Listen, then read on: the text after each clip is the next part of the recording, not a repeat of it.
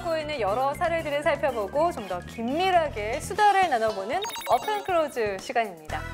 여름뿐 아니라 추운 겨울에도 위험한 식중독균. 관심을 기울여도 대체 어디서 어떻게 식중독균이 퍼지는 건지 알 수 없을 때가 있는데요. 그래서 식약처가 식중독이 발생했을 때 원인을 추적할 수 있는 데이터베이스를 구축했다고 합니다. 굉장히 기쁜 소식이면 틀림없는데, 자, 그럼 자세한 이야기 황진희 연구관과 그리고 윤현진 교수님 모시고서 이야기 나눠보도록 하겠습니다. 안녕하세요. 안녕하세요. 반갑습니다. 오늘 꽃밭이네요. 꽃밭. 꽃도 이렇게 입고 오셨어요. 반갑고요. 일단은 자기소개부터 부탁을 드릴게요. 네. 예, 식품의약품안전평가원 미생물과 황진희 연구관입니다. 안녕하세요. 네, 저는 식중독균 유전체 연구사업단에서 식중독균을 연구하고 있는 아주대학교 분자과학기술학과 윤현진입니다. 네, 반갑습니다. 자, 그럼 본론부터 한번 들어가 보도록 할게요. 굉장히 궁금해요. 황진희 연구관님, 그 식중독균 유전체 연구 어떻게 하게 되신 건지 궁금한데요? 평상시에 저희가 그 식품이라든지 유통되는 식품이라든지 아니면 원료에서 균들을 좀 수집을 해놨다가 그거의 특성들을 분석을 해서 식중독이 발생했을 때 그 환자에서 나온 균하고 맞춰서 이게 원인일 수도 있겠구나 해서 그 식품을 차단할 수 있게끔 저희가 그 플랜을 세웠고요. 예, 그거는 그러니까 일종의 과학수사대에서 범죄자들의 그 지문을 등록해 놓고 그 범죄자 지문하고 기존의 지문하고 맞춰보는 것 같은 그런 시스템인데 저희가 2014년부터 식중독균 유전체 연구 사업단을 운영을 하게 되었습니다. 뭔가 그 식중독균의 그 지문을 미리 채취해서 이렇게 확보한 것 같은 그런 느낌이네요. 네, 맞습니다. 그렇군요. 그러면은 이렇게 우리가 가지고 있는 이 DB는 어떻게 활용이 되는 건지 좀 궁금한데요. 교수님께서 좀 설명 좀 해주세요. 예. 만약에 김치를 먹고 대규모 식중독 사고가 발생했다고 네. 가정을 해볼게요. 근데 김치 같은 경우에는 뭐 마늘, 고춧가루, 뭐 젓갈 등 다양한 원료가 들어간 그 배합된 식품인데 그런 원료들을 살펴보면 세균들이 존재를 하게 됩니다. 네네. 그런데 식품 원료 내에 존재하는 세균들은 그 원료가 어떤 종류냐, 그 원료가 어느 지역에서 출하가 됐느냐, 혹은 어떤 계절에 수확이 됐느냐에 따라 종류가 달라질 수 있는데요. 근데 이런 식중독이 과연 어떤 종류인지를 유전체 정보를 이용을 해서 주민등록번호를 매겨놓듯이 데이터베이스로 관리를 할 수가 있게 되는 거죠. 그렇게 되면 만약에 서울에서 김치를 먹고 식중독 사고가 발생했을 때, 자, 기본적으로 일반적으로 서울에서는 그러니까 만약에 파란색의 색깔을 띠는 유전체 패턴을 보이는 식중독균이 일반적으로 사고를 일으켰어요. 그런데 이번 사고에서는 만약에 전라도에서 발견된 적이 있는 노란색의 유전체 패턴을 보이는 식중독균이 만약 검출된다면, 그러니까 전라도에서 유입됐을 가능성이 있기 때문에 전라도에서 서울로 유입된 김치 원료들을 다 조사를 해서 어떤 게 문제가 됐는지 확인을 한 다음에 그 유통 과정을 차단을 하면 식중독이 더 확대되는 걸 막을 수가 있겠죠. 그러네요. 완전 원천적으로 봉쇄하는 그런 느낌으로 할 수가 있겠군요.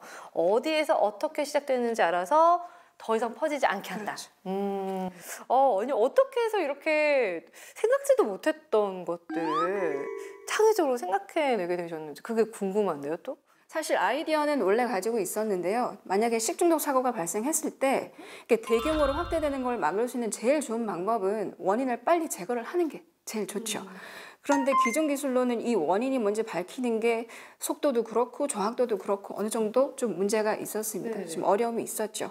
자, 그러던 차에 우리가 흔히 뭐 DNA라고 부르는 뭐 그런 그 유전체 정보를 이용을 해서 세균이 원지를 갖다가 데이터베이스화해서 관리를 하게 되면 만약에 문제가 생겼을 때 뭐가 문제인지 찾으면 나오니까 데이터베이스화가 돼 있으니까 그래서 원인 추적이 용이할 거라는 생각은 하고 있다가 이제 식약처랑 의견이 잘 맞아서 이 연구를 시작하게 된 거죠.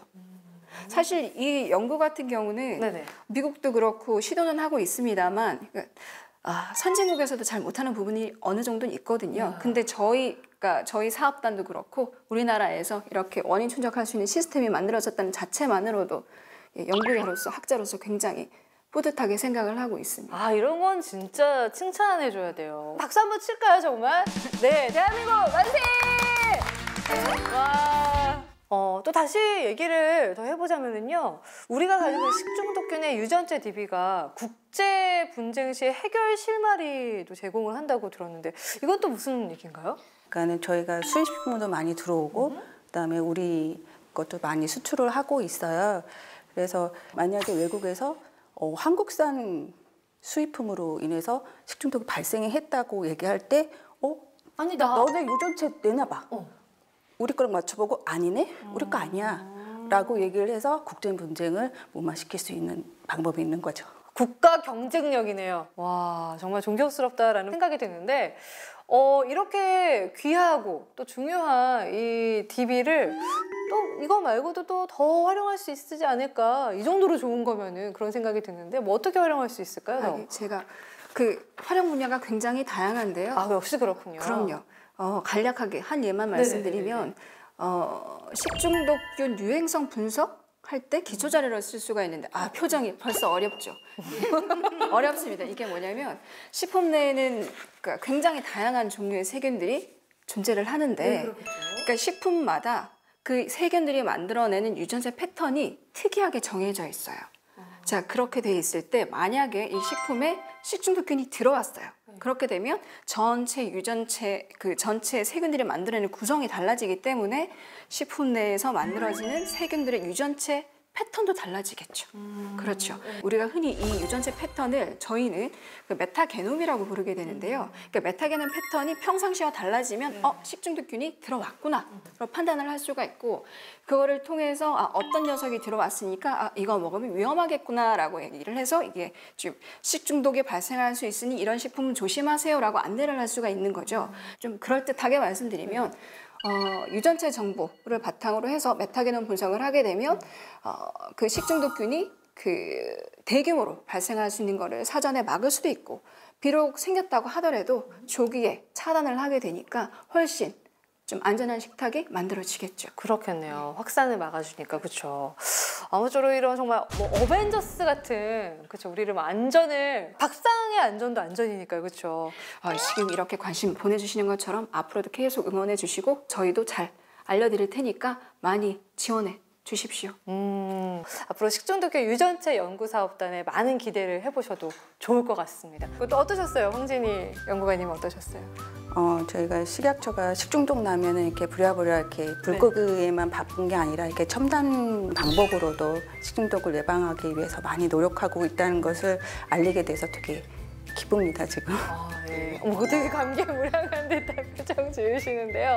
저도 이번에는 정말 저의 그런 상상을 초월하는 듯한 그런 일을 하고 계셔서 정말 놀랐습니다. 감사드립니다, 다시 한번. 또 좋은 소식 가지고 찾아와 주시기 바랄게요. 고맙습니다.